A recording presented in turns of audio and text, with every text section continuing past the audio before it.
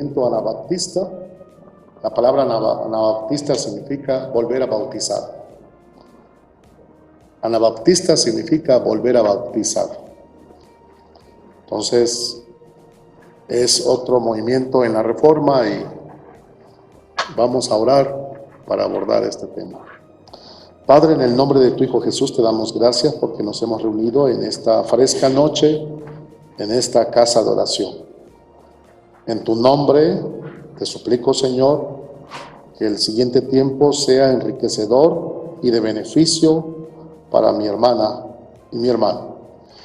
Que este tema histórico traiga consigo recordar la valentía y el fervor de hombres que se apegaron a la palabra y desearon vivir solamente en ella y por ella y para ella, dándote gloria a ti y testimonio a otros de cómo se debería de vivir el Evangelio.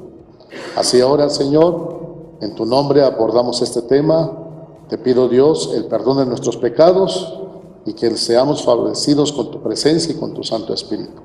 En el nombre de Cristo Jesús. Amén. Bueno, tiene usted ahí en su hoja, Movimiento Anabaptista, introducción. Tanto Lutero como Zwinglio, ayer se vio el tema de Zwinglio, se quejaban de que a través de los siglos el cristianismo había dejado de ser lo que había sido en tiempos del Nuevo Testamento. Lutero deseaba librarlo de todo lo que contradijera las Escrituras. Zwinglio iba más lejos y sostenía que solo ha de practicarse o de creerse lo que se encuentra en la Biblia. Dos posturas. La de Lutero, que decía al Evangelio hay que librarlo de todo aquello que esté añadido a las Escrituras.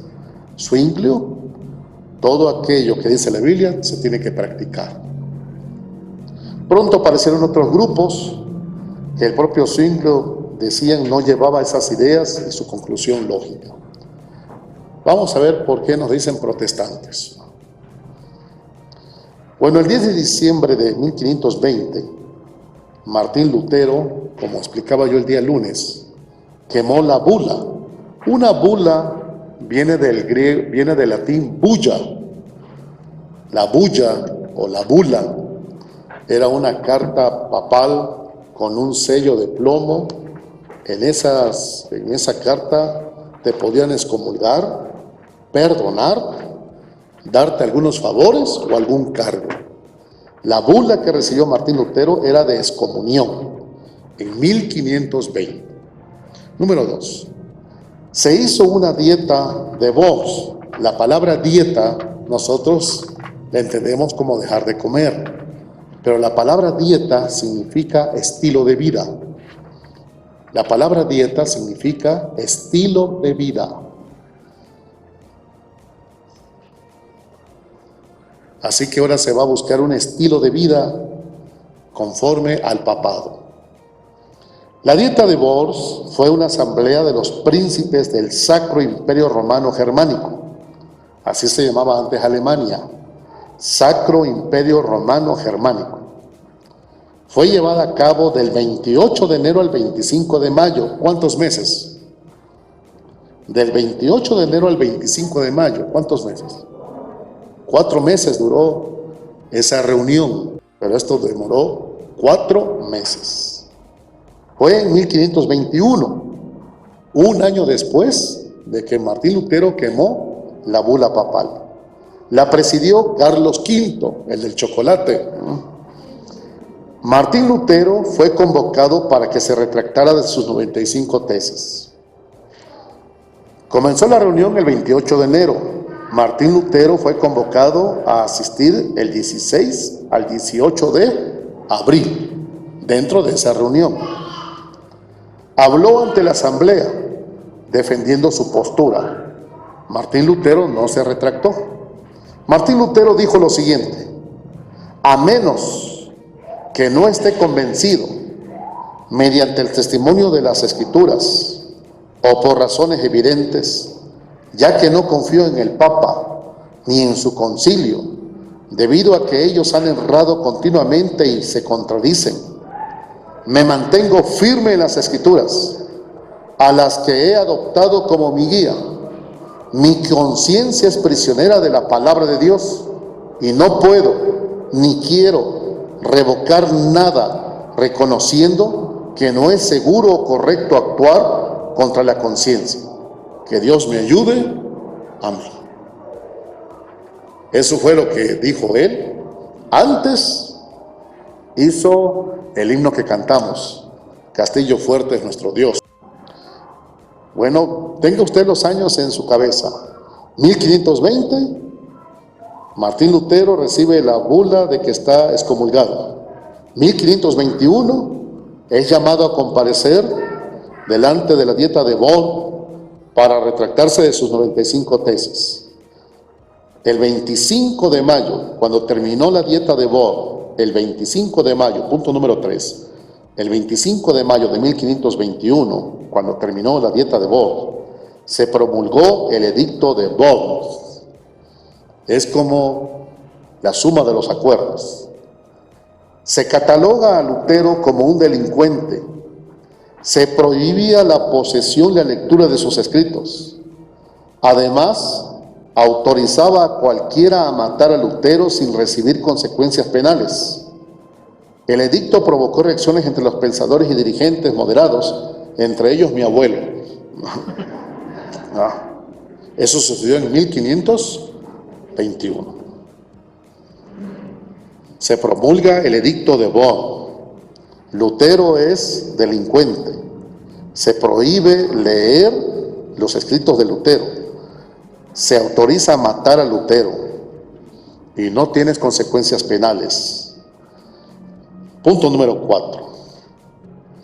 Inmediatamente viene a los pocos años la Dieta de Spira.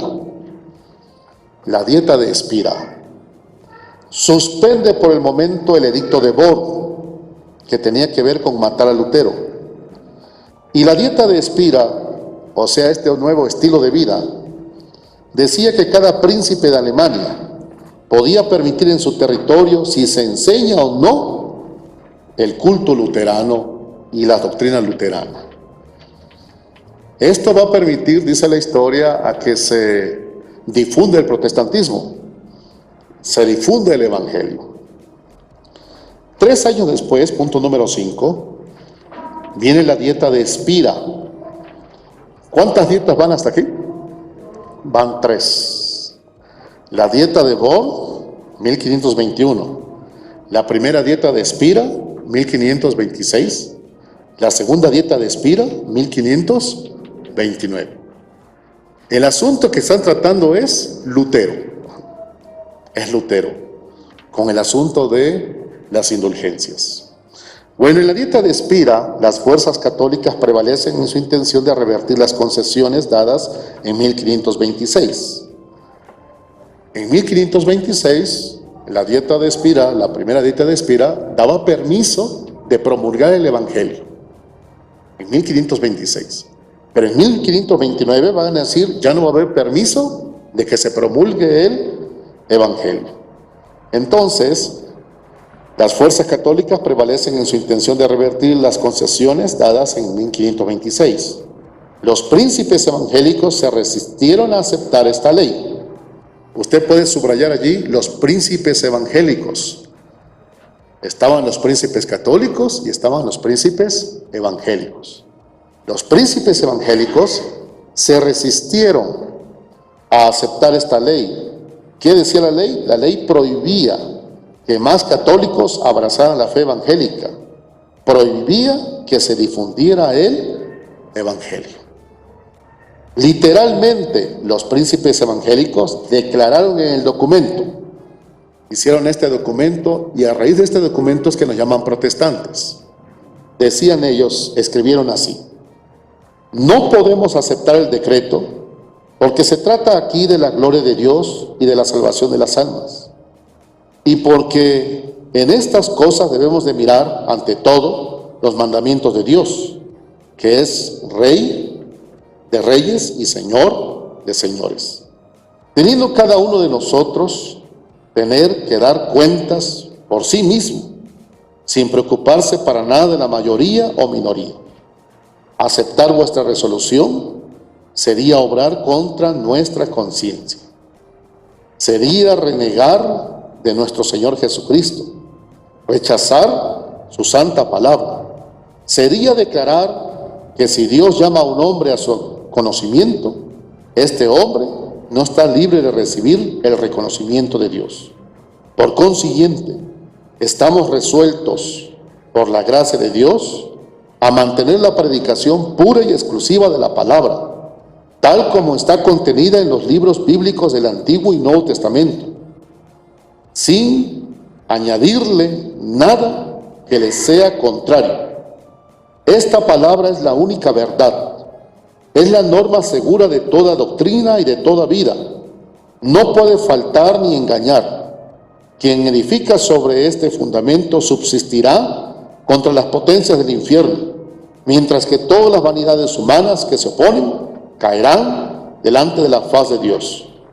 Si vosotros no escucháis nuestras demandas, protestamos por la presente delante de Dios, nuestro único Creador, conservador, Redentor y Salvador, quien será nuestro juez, así como delante de todos los hombres y de todas las criaturas, que no consentimos ni nos adherimos en ninguna manera por nosotros ni por los nuestros al decreto propuesto, en todas las cosas que son contrarias a Dios, a su santa palabra, a nuestra buena conciencia, a la salvación de las almas y al último decreto aprobado por la Dieta de Spira en 1526, la cual solamente nos atenemos. Y desde entonces se le conoce a todos los evangélicos como protestantes. A partir de 1526, según la Dieta de Spira de 1529. ¿Cuántas dietas van? Van 3. La Dieta de Bonn, tuvo un edicto de Bonn, donde Lutero era declarado delincuente. Después vino la primera Dieta de Spira, 1526, y la segunda Dieta de Spira, 1529. ¿Qué les parece la manera en cómo contestan los príncipes evangélicos? De manera contundente, de manera contundente. La Dieta de Spira de 1526 permitía que todo príncipe evangélico pudiera decirle a sus súbditos que tenían libertad de escuchar el evangelio. Pero todo príncipe católico tenía también la autoridad para decirle a sus súbditos de que la única religión que iban a tener en sus territorios era solamente el catolicismo romano. Entonces los príncipes evangélicos se reúnen y hacen esta declaración por escrito, de manera contundente, bien armada, bien formada, poniendo en alto Dios, el evangelio, la salvación y la honestidad de guardar la palabra. Esto fue lo que hicieron los príncipes evangélicos. Y por esta razón nos están llamando protestantes. Ahora, toda iglesia, actualmente a muchas iglesias les llaman evangélicas. Pero en los años de 1526 hasta 1700, se daba a entender una iglesia protestante porque decía allí iglesia evangélica. Aunque no llevara el término reformada o presbiteriana, con el solo hecho de decir iglesia evangélica, ya estaba diciendo que esta iglesia era protestante, de tendencia protestante. Hoy en día, pues tenemos conocidos pentecostales que le ponen iglesia evangélica pentecostal, pero no tiene nada que ver el nombre evangélico en el punto de vista histórico. Tiene el término evangélico, viene más desde el punto de vista desde la Reforma. Entonces, en este término van a decir, sí, somos católicos porque la iglesia es universal. Sí, somos apostólicos porque creemos la doctrina de los apóstoles. Pero no somos romanos. Sí, somos adventistas porque creemos en el advenimiento de Jesucristo. Pero no somos sabáticos. Estas eran declaraciones contundentes para dar a entender la identidad de la gente evangélica a partir de la Reforma. Entonces aparecen los primeros anabaptistas. ¿Recuerdan qué significa anabaptista? Volver a bautizar. Volver a bautizar. Esto de volver a bautizar viene desde los tiempos de la historia primitiva. En la historia primitiva, hermanos, se manejó un concepto que se llamaba los caídos. Y los caídos eran hombres y mujeres que el Imperio Romano los llevaba al circo romano. En el circo romano, el emperador les hacía jurar que Jesucristo no había resucitado. Y cuando estos miembros de la iglesia en el circo romano decían públicamente que Jesucristo no era el Salvador, que Jesucristo no había resucitado, entonces les perdonaban la vida y salían del circo romano. Pero estos que salían del circo romano, que habían sido miembros de la iglesia, no se volvían a juntar con la iglesia. Los de la iglesia no querían volver a juntarse con ellos. Pero fueron tantos, dice la historia de la iglesia, que habían renegado de Jesús como Pedro y después querían volver a juntarse con ellos, que les llamaron la doctrina de los caídos. Y a los caídos tenían que volver a meterlos otra vez a las disciplinas como si fueran un recién convertido. ¿Qué hacían con un recién convertido? Bueno, para empezar, comentar el evangelio, se reunían en catacumbas, en cuevas, en los llanos, en los bosques, y solamente se identificaban en clave. Para identificarse en clave, una vez que alguien recibía a Jesucristo como su Señor y Salvador, lo llevaban en la noche, entre las 11 y las 12 de la noche lo llevaban como a este riachuelo que tenemos acá todo contaminado. La iglesia ya militante se agrupaba del otro lado y los que iban a ser bautizados estaban en el extremo contrario. Imagínate estos dos micrófonos, el río, la iglesia, los que van a ser bautizados. El ministro que los va a bautizar está en el centro del río. Bajan, llegan a mitad del río, simbolizando que están cruzando de muerte a vida. Son bautizados, se arrodillan en el riachuelo, les ponen 3 veces agua en su cabeza, en el nombre del Padre, en el nombre del Hijo y en el nombre del Espíritu Santo. Ya no salen hacia acá, sino salen hacia donde está la iglesia. De esta manera estaban diciendo que se incorporaban a la iglesia. Al incorporarse a la iglesia, les daban uva, les daban miel y les daban el abrazo de recibimiento como adepto o aceptado como hermano en la fe. Ya está acá.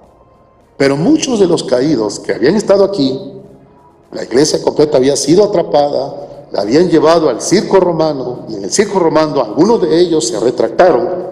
Entonces a esos caídos los volvían a someter otra vez a todo el proceso. La clase de catecúmeno duraba 3 años. 3 años. Los que daban la clase de catecúmenos eran las famosas viudas. Las viudas eran mujeres cuyos esposos habían muerto en el circo romano. Las viudas eran mujeres que enseñaban la doctrina y no temían morir. El mismo Imperio Romano sabía quiénes eran las viudas. Después de 3 años de enseñanza, ya estaban listos para entonces ir a ser bautizados. Aunque se les decía, una vez que te bautices es un pacto hasta la muerte, hasta la muerte. Y si nos atrapa el Imperio Romano y nos lleva al circo, entonces ahí tenemos que morir. En algunas iglesias les comentaban, tenemos que morir cantando, glorificando al Padre, glorificando al Hijo y glorificando al Espíritu Santo, cantando. Pero algunos de ellos renunciaban cuando veían al león, al oso, toda la tortura y el dolor que había, y se iban. A eso le llamaban los caídos. Esos, para que se volvieran a reunir con la iglesia, estaba difícil. No los aceptaban tan fácilmente. Tenían que pasar por ciertas pruebas para demostrar que en verdad estaban arrepentidos. Y una vez que daban muestra de que estaban arrepentidos, pues tenían que volver a pasar 3 años de catecúmenos. Y a la hora de presentarse a una autoridad romana, tener que ir y decirles: yo soy cristiano y ahora sí estoy dispuesto a morir. Así es como se iba formando. Y entonces dijo Lutero y Zwinglio: las cosas se han relajado tanto que cualquiera puede ser cristiano. Por eso decía Lutero: teníamos que quitar todo aquello que no esté en la Biblia. Zwinglio decía: tenemos que hacer todo aquello que dice la Biblia que debemos de hacer. Pero el lunes le decía a ustedes, había un gran problema. La mayoría del pueblo era analfabeta. La mayoría del pueblo era analfabeta. No podían tener un libro y leerlo.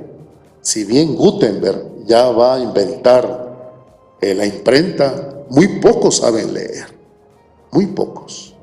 Alguien sabía leer y ya entraba a la universidad. No había secundaria, no había preparatoria. La secundaria y la preparatoria vino como consecuencia de la revolución industrial. A consecuencia de la revolución industrial, ahora los jóvenes tienen que estudiar secundaria y preparatoria para entrar a la universidad. Y ahora hasta hay que hacer un examen para ingresar. Bueno, esta era la situación. La gente ya bautizada tenía que volver a ser bautizada. Pero este problema se vino a agudizar en los momentos de la Reforma. Y vamos a ver este asunto de los anabaptistas. Los primeros anabaptistas, número 1.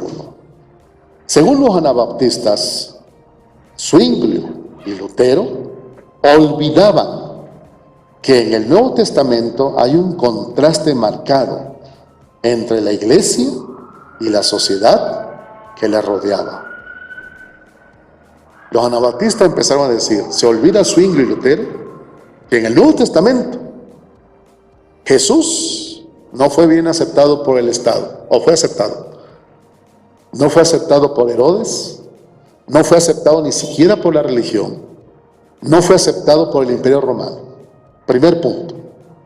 Ese contraste pronto resultó en persecución, porque la sociedad romana no podía tolerar al cristianismo primitivo.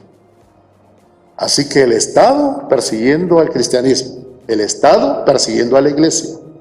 Dicen los anabaptistas: iglesia y Estado no pueden estar juntas. Segundo punto. La relación iglesia-Estado tuvo lugar a partir de Constantino, pero esto da un abandono al cristianismo primitivo. Y en verdad, hermanos, cuando uno estudia historia de la iglesia, mientras la iglesia era perseguida, predicaba y se difundía.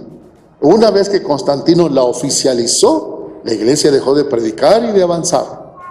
Quedó en comodidad, quedó con mucha seguridad y quedó con bastante solvencia. Ya no había persecución para ellos. Y esto, hermanos, a la raíz de la historia de la iglesia, nos demuestra que cuando nosotros estamos cómodos y seguros, no predicamos el evangelio. Pero cuando estamos sacados de nuestra comodidad y de nuestra seguridad, por una enfermedad vamos al hospital, por un asunto vamos hacia un juzgado, por un asunto vamos a atender problemas fuera de la ciudad, por allá empezamos a probar a Dios.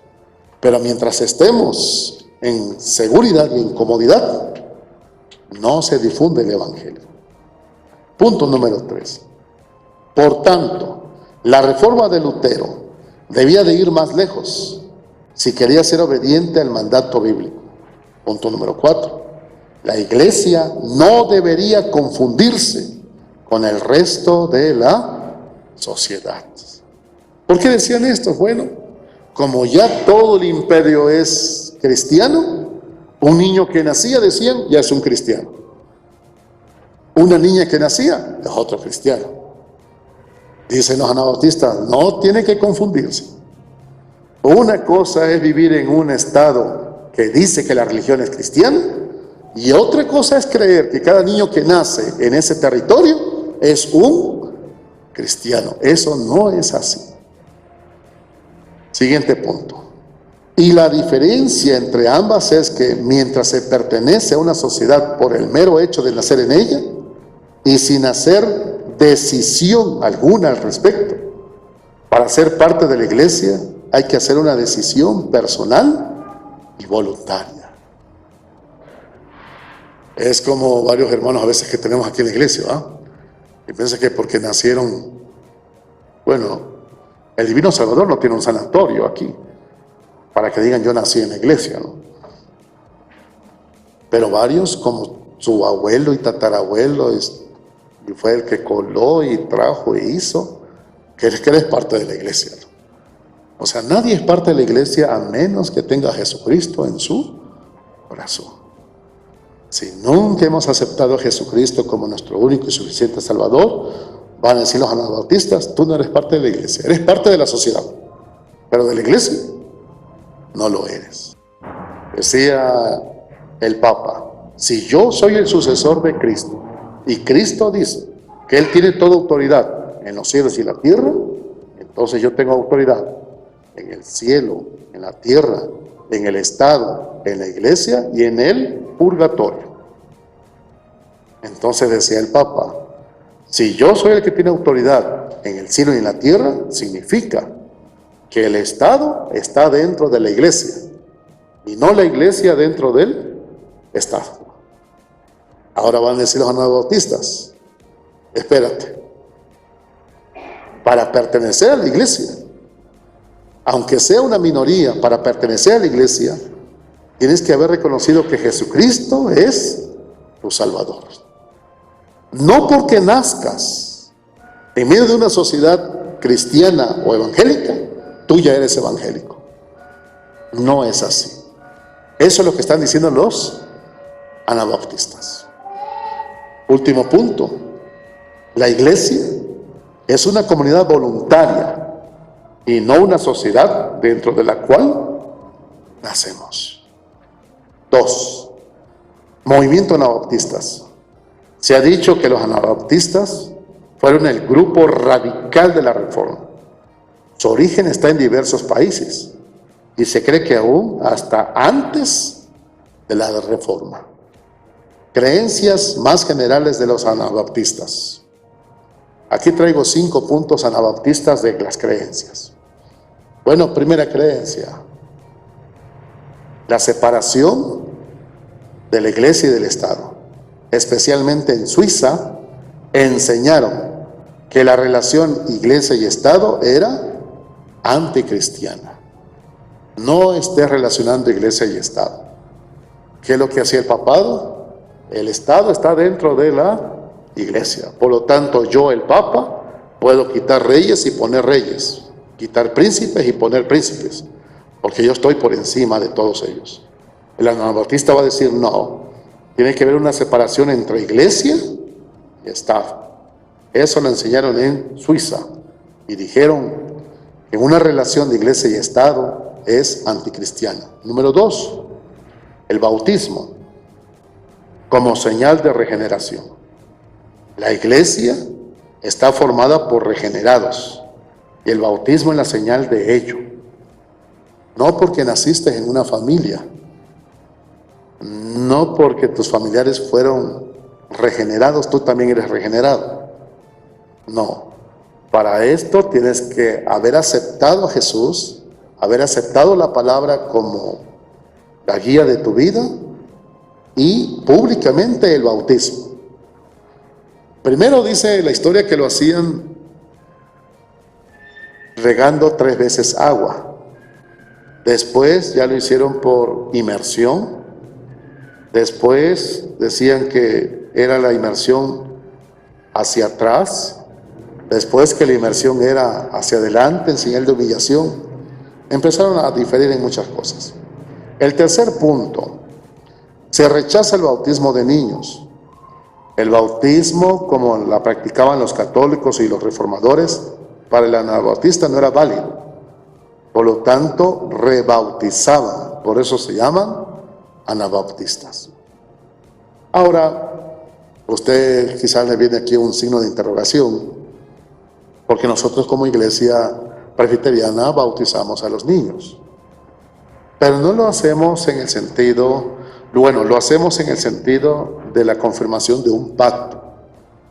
Nosotros como iglesia presbiteriana creemos que en el Antiguo Testamento era la circuncisión y en el Nuevo Testamento es el bautismo.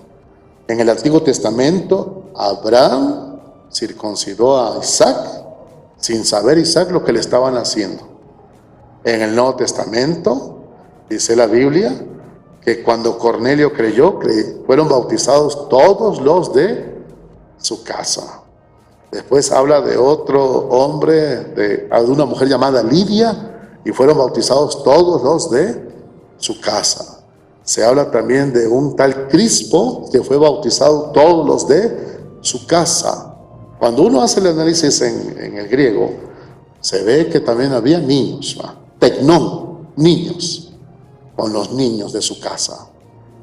Entonces nosotros como presbiterianos vamos a entender algo entre lo que es doctrina católica y reformada. En la doctrina católica, bautizar a un niño es que deje de ser animal. Y al dejar de ser animal, por el bautismo, ya es ahora cristiano. Ya es cristiano. Es lo que le llamaban, le cortaban los cuernos, ¿va?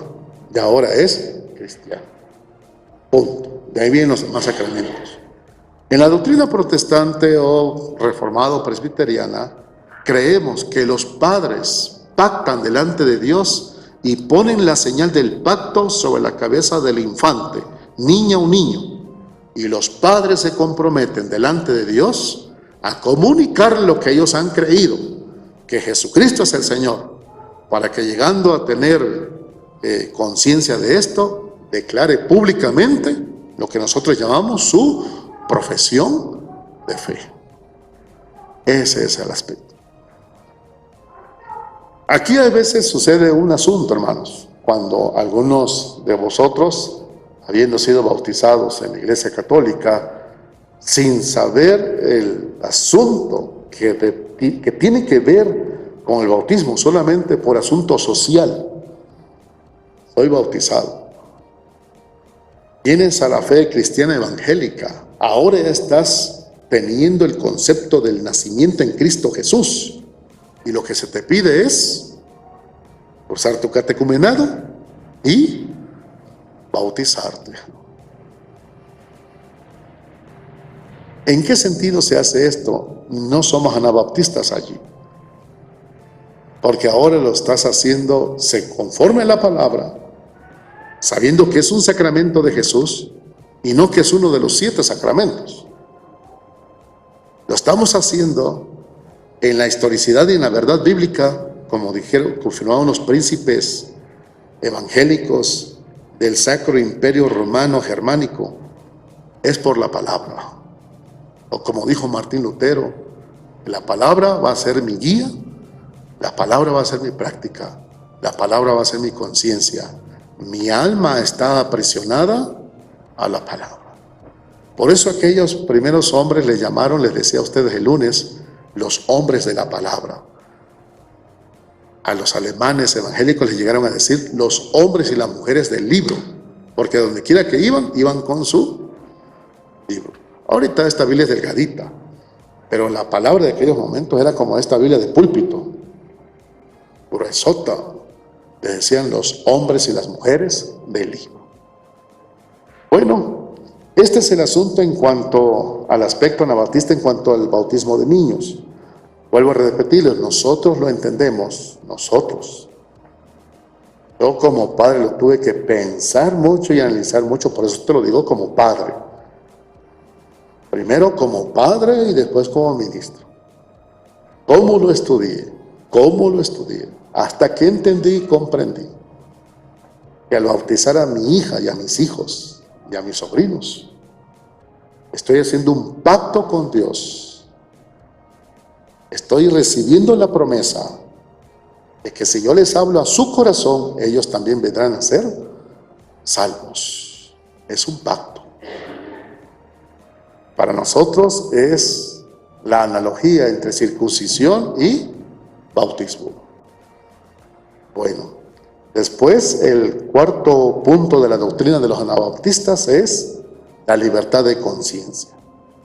Rechazaban la idea de que el Estado tenía derecho a controlar la fe del pueblo y a castigar a la gente por sus creencias religiosas.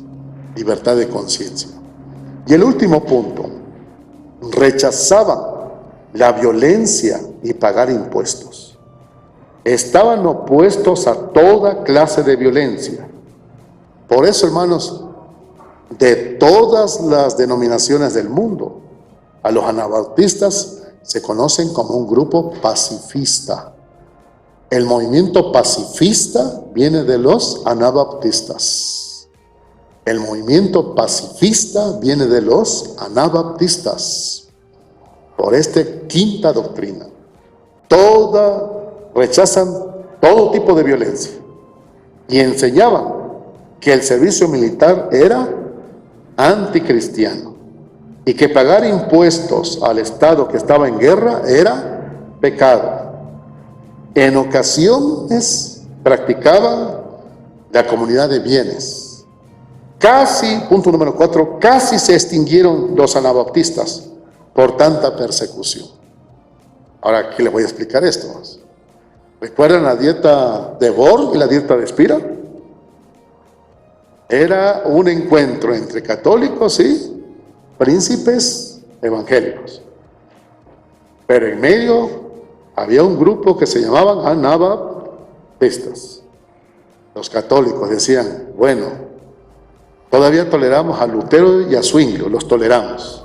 Pero los que sí se pasaron de la raya son los anabautistas. Así que en lugar de perseguir a Lutero y a Zwinglio, mejor vamos a perseguir a los anabautistas. Y les hicieron una persecución increíble, a tal manera que los orillaron a irse al norte de Rusia y al norte de Canadá, a lugares fríos. Dice el punto 4, casi se extinguieron los anabautistas por tanta persecución. En Holanda, un sacerdote abrazó el anabautismo en 1536. Su nombre es Menno Simons. Acuérdense de ese nombre, porque de ahí viene el nombre menonita. Menno Simons. Y llegó a ser un indistinguido líder anabautistas. Hoy se conoce como los menonitas. Ya le quitaron una N. Ahora solamente son menonitas. Pero antes llevaba 2 Ns. En honor a este sacerdote que fue un gran líder de ellos. Y se puede decir que su doctrina influyó mucho en la formación de la iglesia bautista. Hasta aquí ya llevamos, fíjense cuántas denominaciones. Venía una sola, en la que Lutero dijo, la iglesia de ahorita no tiene nada que ver con el evangelio. Y empieza la protesta. Zwinglio empezó a enseñar, solamente deberíamos de hacer, decir y practicar lo que dicen las escrituras. Ya aquí ya está el movimiento católico, les hablaba yo el lunes, está el movimiento de la iglesia ortodoxa. ¿Se acuerdan? Les hablé de 5 obispados. El obispado de Jerusalén, el obispado de Antioquía, el obispado de Alejandría, el obispado de Constantinopla y el obispado de Roma. El obispado de Jerusalén, de Alejandría y de Antioquía cayeron en poder de los musulmanes. Quedaron nada más 2 obispados, Constantinopla y Roma. Se divide la iglesia ortodoxa oriental, iglesia católica romana. Aquí hay un papa y aquí hay un patriarca.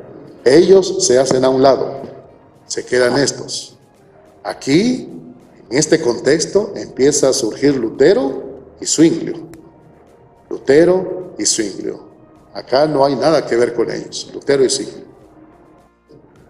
El rey de Inglaterra se divorcia de su esposa y surge la iglesia anglicana. La iglesia anglicana es casi igual que la iglesia católica, solamente que quien gobierna la iglesia anglicana es el rey o la reina de Inglaterra. Ya aquí ya van 3 denominaciones: ortodoxa, católica romana y anglicana. Surge el pensamiento de Lutero. Surge la otra denominación. Aparece Zwinglio y viene un movimiento de Zwinglio que va a estar muy casado con Lutero. Pero aparece otro movimiento que se llama los anabautistas, de donde vienen los bautistas. Entonces ya tenemos las siguientes denominaciones: Iglesia ortodoxa, romana, luterana, anglicana y los anabautistas, los primeros precursores de la iglesia bautista. Actualmente nosotros vemos a los menonitas. ¿Recuerda cómo se visten los menonitas? Con su overol, viven en comunidades cerradas, tienen sus propias reglas. Por eso puse aquí en el punto número 5 del número 3, donde dice: rechazaban la violencia y a pagar impuestos, estaban opuestos a toda clase de violencia y enseñaban que el servicio militar era anticristiano y que pagar impuestos al Estado que estaba en guerra era pecado, y en ocasiones practicaban la comunidad de bienes. Todo es comunitario, todo es para todos. Entonces están ahí los menonitas. Entre nosotros en México hay un profesor que es un académico de alta envergadura, el hermano Alfredo Tepox. Este hombre es menonita. En su haber y en su estilo tiene una capacidad para aprender idiomas. Él domina alrededor de 27 idiomas. Alfredo Tepox es uno de los traductores de la Biblia, el hombre muy sencillo. Por supuesto que cuando usted platique con él, le sale todo lo que es el movimiento pacifista. Así que todo el movimiento pacifista viene por los anabautistas. Hoy en día tienen cierta pinta la iglesia bautista. Por último, hermanos, mientras que en el movimiento anabautista dice la doctrina de ellos: tú decides. Vean el punto número 1, cuando dice los primeros anabautistas número 1, en el 5.º punto. Y la diferencia entre ambas es que mientras se pertenece a una sociedad por el mero hecho de nacer en ella, sin hacer una decisión. En el movimiento anabautista dice: tú decides pertenecer a Cristo, tú decides. La iglesia reformada dice: no es así. Yo no decido pertenecer a la iglesia.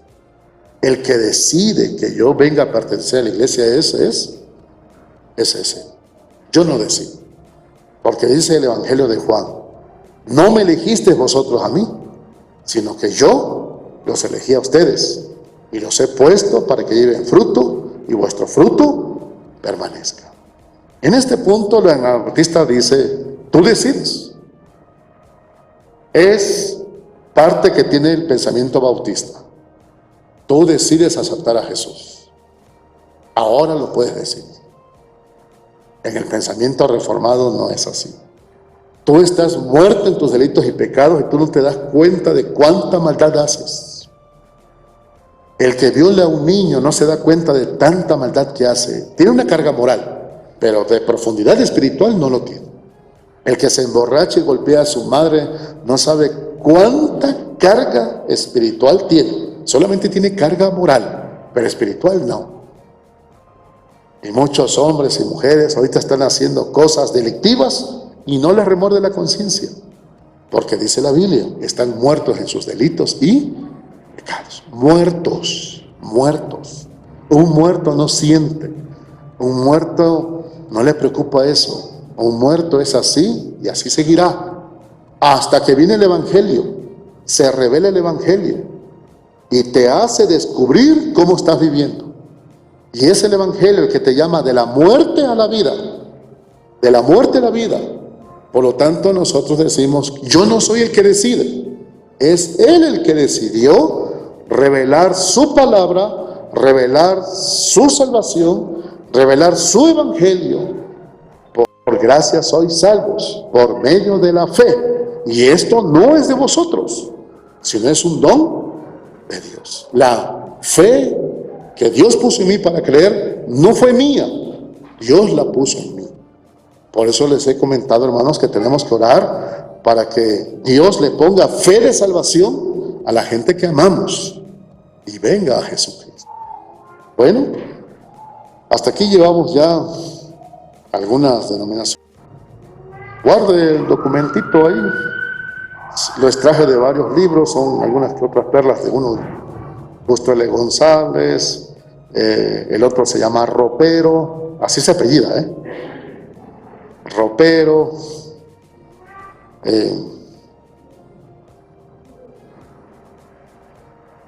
pero tenga usted la confianza de que los datos están ahí, son de gente. Uno es Alfonso Ropero, es un historiador muy fuerte, y otro Justo L. González. Bueno, hermanos, pues yo quiero terminar orando, trayendo a la memoria algunos puntos. Número 1, la decisión de Martín Lutero. Quiero que ustedes vean conmigo el punto número 2. ¿Por qué nos llamamos protestantes? Punto número 2. Cuando leí, Lutero argumentó. ¿Ya lo tiene? Bueno, el punto número 2 comienza diciendo: la Dieta de Bonn fue una asamblea de los príncipes del Sacro Imperio Romano Germánico, llevada el 28 de enero al 25 de mayo de 1521, presidida por Carlos V. Martín Lutero fue convocado para que se retractara de sus 95 tesis. Del 16 al 18 de abril de 1521. Habló ante la asamblea defendiendo su postura. Lutero argumentó, a esto me refiero: a menos que no esté convencido mediante el testimonio de las Escrituras o por razones evidentes, ya que no confío en el Papa ni en su concilio, debido a que ellos han errado continuamente y se contradicen, me mantengo firme en las Escrituras, a las que he adoptado como mi guía.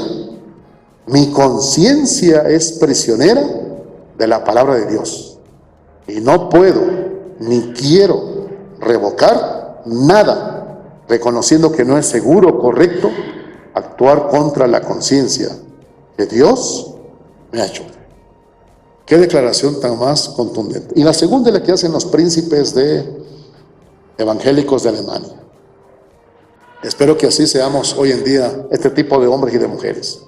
No podemos aceptar el decreto, porque se trata aquí de la gloria de Dios, de la salvación de las almas, porque en estas cosas debemos de mirar ante todo los mandamientos de Dios, que es Rey de reyes y Señor de señores, teniendo cada uno de nosotros tener que dar cuenta por sí mismo, sin preocuparse para nada de la mayoría o de la minoría. Aceptar vuestra resolución sería obrar contra nuestra conciencia, sería negar de nuestro Señor Jesucristo, rechazar su santa palabra, sería declarar que si Dios llama a un hombre a su conocimiento, este hombre no está libre de recibir el conocimiento de Dios. Por consiguiente, estamos resueltos, por la gracia de Dios, a mantener la predicación pura y exclusiva de la palabra, tal como está contenida en los libros bíblicos del Antiguo y Nuevo Testamento. Y sin, ahí hay una A de más y la N no está, sin añadirle nada que le sea contrario. Esta palabra es la única verdad, es la norma segura de toda doctrina, de toda vida, y no puede faltar ni engañar. Quien edifica sobre este fundamento subsistirá contra las potencias del infierno, mientras que todas las vanidades humanas que se oponen caerán delante de la faz de Dios. Contundencia. Espero que usted y yo seamos también este tipo de cristianos, resueltos a vivir la palabra, pensar la palabra, hablar la palabra difundir la palabra. Vamos a orar. Dios, te damos gracias por pertenecer a la iglesia, no por nuestra decisión, sino porque tú decidiste amarnos primero y nos has traído al conocimiento de tu palabra. Permítenos, Dios, en medio de la sociedad, dar evidencias de que somos hijos tuyos, y permítenos tener también la contundencia y la seguridad de hablar con honestidad y con verdad lo que somos, cristianos evangélicos. Señor, bendito sea tu santo nombre. Que tu gracia siga dominando esta iglesia y atrayendo a los que han de ser salvos, en el nombre de Cristo Jesús. Amén. Gracias, Señor.